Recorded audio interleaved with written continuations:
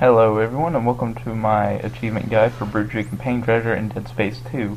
I am TheGamingOcean and I'll be explaining how to get these as we go on. So first, we're going to start off, and this is the first area that you encounter a brute without it being in the cutscene or some other type area.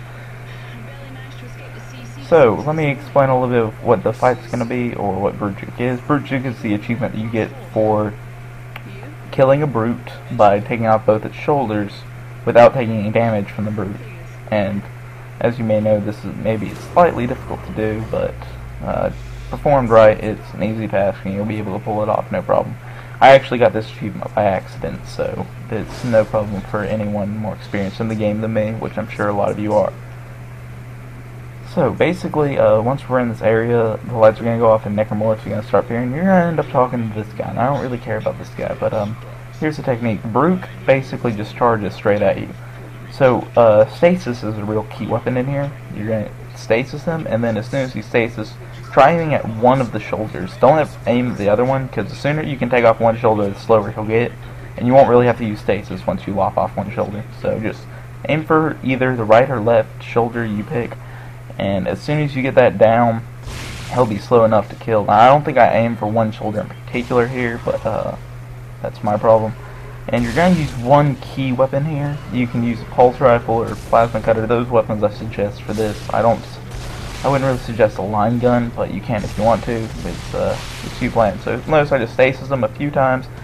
As soon as he gets extremely close to me, I just stasis him and I move out of the way, because he's only going to move forward. He's not going to change direction in front of me. So you just want to continue this tactic basically until you can get rid of him. So I'm just going to run away, and we're just going to continue.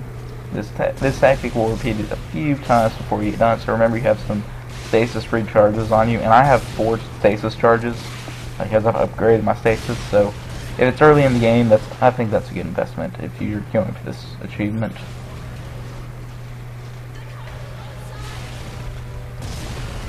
And I use these little metal spikes in the middle. They slowed him down just slightly, but he will eventually go through them without any problems. So you're going to want to remember to try using those at least once. And now that you've seen his shoulder get taken off, you don't really need to do anything, because he's pretty much frozen.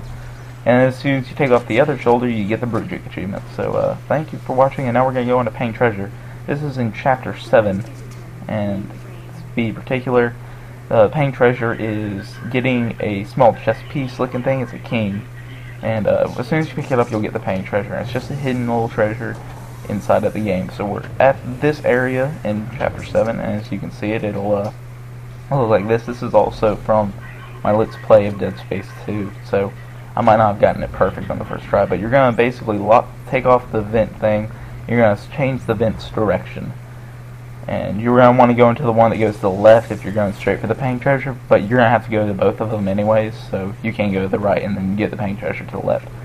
So as soon as you go through into these vents, you're going to go through and you're going to come out the other end of this vent right here.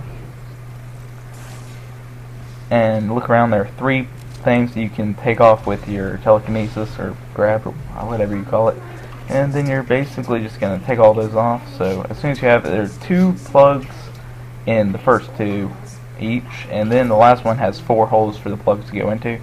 You're just going to want to put these plugs in the right order in order to get it. So if it's green, that means that's how you continue the level, and as soon as you plug one in, this guy will pop up, and he's quite annoying.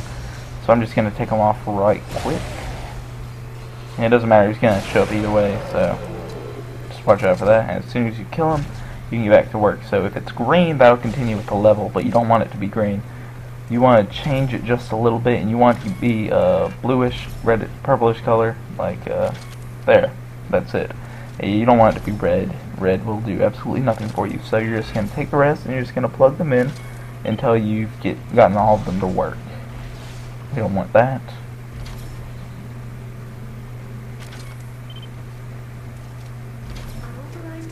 And then we're going to put one last piece in. Now, as soon as you do that, the new panel is going to open up, and you're going to hit that again to turn the vent yet one more time. And basically, once you turn the vent again, it's pointing to a new room that you wouldn't be able to get through usually, unless you've done this. So now you're going to go into the vent, and take a left, and inside this room that we're about to enter in is the Peng treasure, and you'll just pick it up off the ground, and you can carry it around. I haven't used it yet on anything, but I assume you can sell it or do work with it. But you can keep it or whatever. So it's right there on the ground. Pick it up, and that's the Peng treasure achievement. You can also get the rest of the goodies inside this room. So thanks for watching. It's been the Gaming Ocean. Remember to comment, rate, and subscribe, and have a nice day.